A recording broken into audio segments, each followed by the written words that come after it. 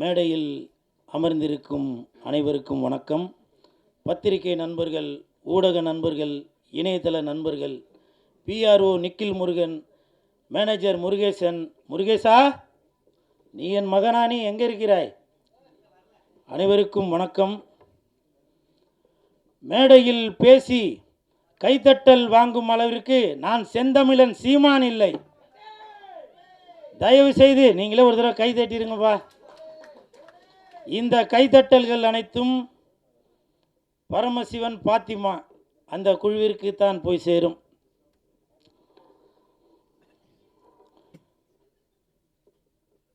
செந்தமிழன் சீமான் sir, அண்ணே வணக்கம். பரமசிவன் கழுத்தில் இருக்கும் பாம்பு கேட்டது, சீமான் சௌக்கியமா? இருக்கும் இடத்தில் இருந்து கொண்டால் எல்லாம் சௌக்கியமே, இசக்கி சொன்னது. அதில் இல்ல, இதில் அர்த்தம் உள்ளது. இயக்குனர் திரு இசக்கி கார்வண்ணன் அவர்களிடம் நான் கேட்டேன், சார் நம்ம படத்திற்கு இசை வெளியீட்டு விழாவுக்கு யார் சிறப்பு விருந்தினராக வருது அப்படின்னு. அப்போது இயக்குனர் சொன்னாங்க, 2 சிறப்பு விருந்தினர் வராங்க, ஒன்று சீமான், இன்னொன்று கூல் சுரேஷ் அப்படின்னு சொன்னாங்க. அந்த இடத்துல ஒரு திருத்தம். என்ன திருத்தம்னா, சிறப்பு விருந்தினர் என்றால் அது சீமான், சிரிப்பு விருந்தினர் என்றால் அது கூல் சுரேஷ். அதற்கு ஒரு காரணம் இருக்கு. என்ன காரணம்னா, சீமான் என்றால் எழுச்சி, கூல் சுரேஷ் என்றால் குளிர்ச்சி, நாம் தமிழருக்கு உண்டு வளர்ச்சி.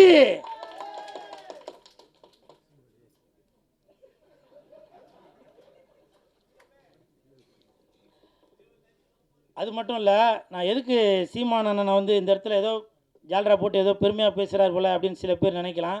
கமெண்ட்டில் சில பேர் கூட அந்த மாதிரி கமெண்ட் பண்ணிகிட்ருக்கீங்க. அதுக்கு ஒரு உதாரணம் சொல்கிறேன்.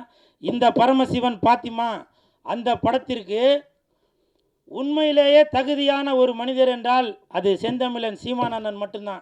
தமிழகத்தில் மட்டுமல்ல, இந்தியாவில் மட்டுமல்ல, உலகத்தில் உள்ள யாரை எடுத்துட்டாலுமே சரி, இந்த பரமசிவன் பாத்திமா படத்திற்கு இசை வெளியீட்டு விழாவிற்கு வரக்கூடிய தகுதியான ஒரே மனிதர் அது செந்தமிழன் அண்ணன் சீமான் அவர்கள் தான்.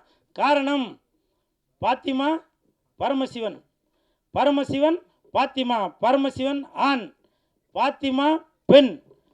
தமிழகத்தில் 234 தொகுதிகளிலுமே புரிஞ்சிருக்கும் நினைக்க தட்டுங்க.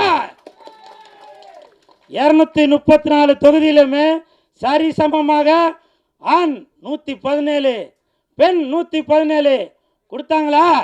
இப்போ சொல்லுங்க, பரமசிவன் பாத்திமா அந்த படத்திற்கு இசை வெளியீட்டு விழாவிற்கு ஒரே தகுதியான மனிதர் என்றால் அது செந்தமிழன் அண்ணன் சீமான் அவர்கள் தான். அதே மாதிரி படத்தின் கதாநாயகன் கமல் அவர்கள், விமல் அவர்கள் இல்லை, அந்த அந்த கமல் விமலுக்கு ஒரு காரணம் இருக்கு. விமல் அவர்கள், அவரை பற்றி சொல்றதுக்கு ஒன்றும் பெருசாக ஒன்றும் இல்லை. அதுக்கு என்ன காரணம்னா, ஷூட்டிங் ஸ்பாட்டில் அவர் உண்டு, அவர் வேலை உண்டுன்னு இருக்காரு. எனக்கு தெரிஞ்சு விஜய் சார் அப்படி இருப்பார். அதே மாதிரி விமல் அவர்களும் தான் உண்டு தன் வேலை உண்டு அப்படின்னு இருக்காரு. கூப்பிட்டாக்க ஷாட்டுக்கு வராரு, இல்லைன்னா போய் பேசாமல் உட்காந்துறாரு. அப்படி ஒரு அற்புதமான மாதிரி நான் ஃபஸ்ட்டு அவர் கூட தான் அந்த படம் ஒர்க் பண்ணியிருக்கேன். ஸோ வாழ்த்துக்கள் விமல் சார், வாழ்த்துக்கள். தம்பி உன் பேர் நம்ம விஆரா?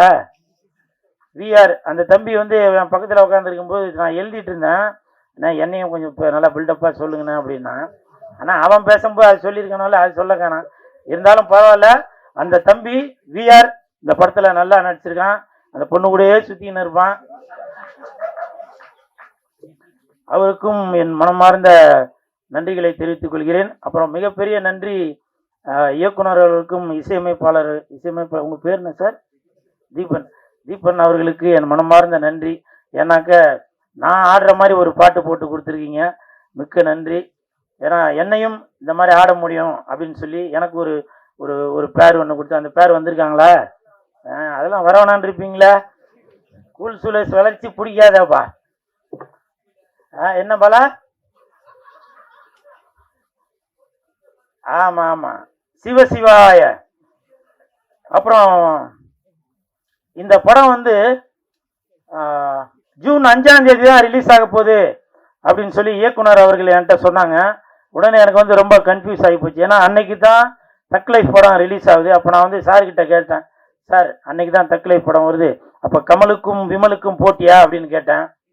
ஐயோ அப்படிலாம் இல்லை சார் அப்படின்னாரு. அப்போ சிம்புவுக்கும் கூல் சுரேஷுக்கும் போட்டியா அப்படின்னா, ஐயோ அப்படிலாம் இல்லை சார் அப்படின்னாரு.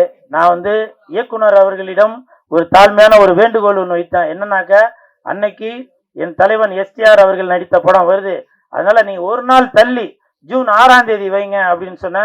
அந்த வேண்டுகோளை ஏத்துட்டாரு. ஏன்னா இதுதான் என் தலைவன் எஸ்டிஆருக்கு நான் செய்யும் கைமாறு. இது வந்து பெரிய போட்டி எதுவும் இல்லை, இருந்தாலும் என் தலைவனை நான் இப்படிதான் பார்க்கணும் அப்படின்ற ஒரு எண்ணத்தில் தான் சொல்றேன். என்னைக்குமே வெந்து தணிந்தது காடு, வெந்து தணிந்தது காடு, சீமானனுக்கு வணக்கத்தை போடு. அப்புறம் இன்னொரு முக்கியமான விஷயம், கமல் சார், நீங்க வந்து உலக நாயகனாக இருந்து விண்வெளி நாயகனாக மேல ஒரு படி போயிட்டீங்க. அந்த உலக நாயகன் அந்த பட்டம் வந்து இப்ப வெற்றிடமா இருக்கு. என் தலைவன் எஸ்டிஆர் அவர்களுக்கு அந்த உலக நாயகன் பட்டத்தை நீங்க கொடுக்கணும் அப்படின்னு சொல்லி நான் தாழ்மையுடன் கேட்டுக்கொள்கிறேன்.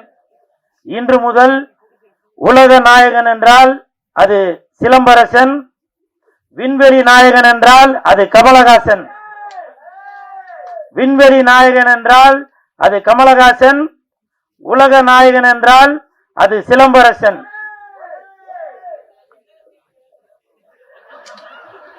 என்னவோ சொன்னீங்கப்பா, கேட்கலவா? பரமசிவன் பாத்திமா வருகின்ற ஜூன் 6, கொஞ்சம் பார்த்துமா. நன்றி நன்றி நன்றி நன்றி.